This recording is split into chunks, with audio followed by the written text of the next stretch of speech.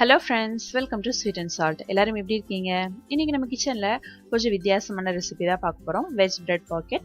வீட்டில் டக்குன்னு பண்ணுறதுக்கும் பிகினர்ஸ்க்கும் பேச்சுலர்ஸ்க்கும் சூட்டபிளான ரெசிபி. ஏன்னா இது ரொம்பவே சிம்பிளாக பண்ணிடலாம். ஃபஸ்ட்டு பிரெட் பாக்கெட் பண்ணுறதுக்கு நம்ம ஸ்டஃபிங் ரெடி பண்ணிடலாம். ஸ்டஃபிங் பண்ணுறதுக்காக 2 டேபிள் ஸ்பூன் எண்ணெய் சூடு பண்ணிவிட்டு அதில் 2 வெங்காயம் குட்டி குட்டியாக கட் பண்ணி சேர்த்துருக்கேன். இதை ஒரு 3லேருந்து 4 நிமிஷத்துக்கு அப்படியே ஃப்ரை பண்ணிடலாம். நம்ம வெங்காயத்தை ரொம்ப நேரம் வேக வைக்கக்கூடாது, அது லைட்டாக கலர் மாறுற அளவுக்கு ஃப்ரை பண்ணால் போதும். இப்போ இதில் காய்கறிலாம் சேர்த்துடலாம். நான் ஒரு கேரட், பாதி குடை மிளகாய் சேர்த்துருக்கேன். வேறு எதுவும் சேர்க்க விருப்பம் இருந்தால் கூட சேர்த்துக்கலாம். இதே ஒரு 3லேருந்து 4 நிமிஷத்துக்கு அப்படியே ஃப்ரை பண்ணிடலாம். டிப் 1 என்னன்னு பார்த்தீங்கன்னா, நம்ம காய்கறி ரொம்ப வேக வச்சிடக்கூடாது. கொஞ்சம் பச்சையாக இருந்தால் தான் சாப்பிட்றதுக்கு நல்லாயிருக்கும். இதோட 1 டேபிள் ஸ்பூன் பெப்பர் பவுடர் சேர்த்துட்டு மிக்ஸ் பண்ணிக்கணும். கொஞ்சமாக உப்பு சேர்த்துட்டு அதையும் மிக்ஸ் பண்ணிக்கலாம்.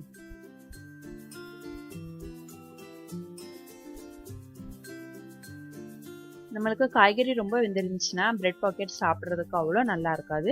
கொஞ்சம் பச்சையாக இருந்தால் தான் நல்லா க்ரன்ச்சியாக சாப்பிட்றதுக்கு சூப்பராக இருக்கும். கடைசியாக 2 தக்காளி குட்டி குட்டியாக கட் பண்ணி சேர்த்துருக்கேன். இதையும் நல்லா ஃப்ரை பண்ணிடலாம். இதில் தண்ணி வத்துற அளவுக்கு ஃப்ரை பண்ணால் போதும். நம்ம தக்காளி வேக வச்சிடக்கூடாது. அவ்வளோதான், ஸ்டஃபிங் ரெடி பண்ணியாச்சு. இப்போ இதை எப்படி ஆற விட்டுறலாம். அதுக்குள்ளே நம்ம பிரெட் பாக்கெட் ரெடி பண்ணிக்கணும். 2 ஸ்லைஸ் பிரெட் எடுத்துகிட்டு ரோலிங் பின் வச்சு இப்படி தேய்ச்சிருக்கேன். டிப் 2 என்னன்னு பார்த்தீங்கன்னா, இப்படி நல்லா தேய்ச்சிக்கிட்டா தான் எண்ணெயில் போட்டு ஃப்ரை பண்ணும்போது இது எண்ணெய் குடிச்சிடாமல் இருக்கும். தேய்க்கிறதுக்கு பிரெட் நல்லா ஃப்ரெஷ்ஷாக இருக்கணும். பிரெட் கொஞ்சம் காஞ்சிருந்தாலும் இப்படி தேய்க்கும் போது பிரெட் பிஞ்சு போயிடும். அதனால் கண்டிப்பாக ஃப்ரெஷ்ஷான பிரெட்டாக எடுத்து இப்படி நல்லா ஃப்ளாட் பண்ணிக்கிட்டு ஓரங்களை கட் பண்ணி எடுத்துடலாம்.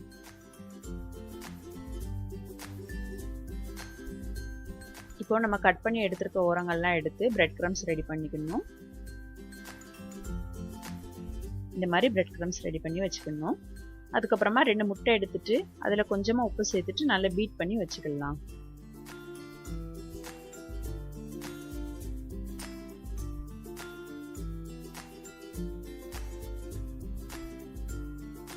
ரெண்டு ஸ்லைஸ் பிரெட்டை எடுத்துட்டு முட்டையிலையும் பிரெட் க்ரம்ஸ்லையும் நல்லா கோட் பண்ணிக்கணும். ஓரங்களில் முட்டையிலே பிரெட் க்ரம்ஸ்லையும் நல்லா கோட் பண்ணாதான் அந்த 2 ஸ்லைஸும் ஒன்றா ஒட்டி இருக்கும். அப்படி இல்லை அப்படின்னு சொன்னால் எண்ணெயில் போடும்போது 2 தனித்தனியாக பிரிஞ்சு வந்துடும். அதனால ஓரத்தில் முட்டையிலையும் பிரெட் க்ரம்ஸ்லையும் நல்லா கோட் பண்ணியிருக்கணும். மேலே எக்ஸஸாக ஒட்டியிருக்க பிரெட் க்ரம்ஸ் எப்படி தட்டி எடுத்துடலாம். ஏன்னா எண்ணெயில் போடும்போது கொஞ்சம் பிரெட் க்ரம்ஸ் அப்படியே உதிர்ந்து வந்துடும். இந்த மாதிரி 2 ஸ்லைஸ் பிரெட்டை எடுத்து கோட் பண்ணி வச்சுக்கிடலாம்.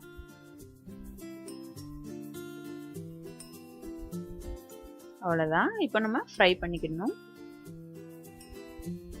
ஃப்ரை பண்ணுறதுக்கு எண்ணெய் நல்லா சூடாக இருக்கணும். டிப் 3 என்னன்னு பார்த்தீங்கன்னா, எப்போவுமே பிரெட் எண்ணெயில் ஃப்ரை பண்ணும்போது எண்ணெயோட சூடு ரொம்ப அதிகமாக இருக்கணும். அப்படி இல்லை அப்படின்னு சொன்னால் பிரெட் ரொம்ப எண்ணெய் குடிச்சிரும். அதனால ஹை ஃப்ளேமில் வச்சுட்டு இதை ஃப்ரை பண்ணி எடுக்கணும். இந்த மாதிரி எல்லா ஸ்லைசஸுமே ஃப்ரை பண்ணி எடுத்துக்கலாம். இப்போ ஸ்டஃபிங் நல்லா ஆறுனதும் அதில் ஒரு 3 tablespoon mayonnaise, 1 tablespoon tomato ketchup சேர்த்துட்டு மிக்ஸ் பண்ணிக்கணும். மயனஸ்க்கு பதிலாக நம்ம இதில் ஃப்ரெஷ்ஷான தயிர் கூட சேர்த்துக்கலாம். அது கூட டேஸ்ட் ரொம்பவே வித்தியாசமாக நல்லாயிருக்கும்.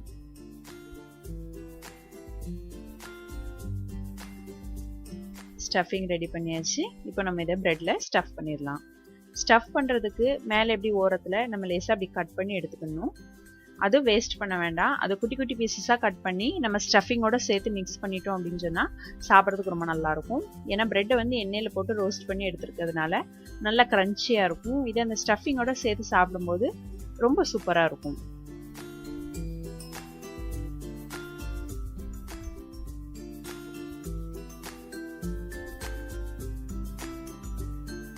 பாருங்க, பிரெட்டை எப்படி தனியாக பிரித்து அழகாக வந்துடும்.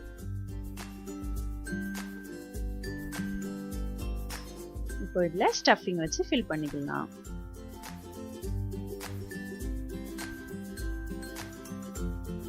அவ்வளோதான், நம்ம பிரெட் பாக்கெட் ரெடி பண்ணியாச்சு. சாண்ட்விச் வெரைட்டி ரொம்ப விரும்பி சாப்பிட்றவங்களுக்கு ரொம்ப சூட்டபிளான ரெசிபி.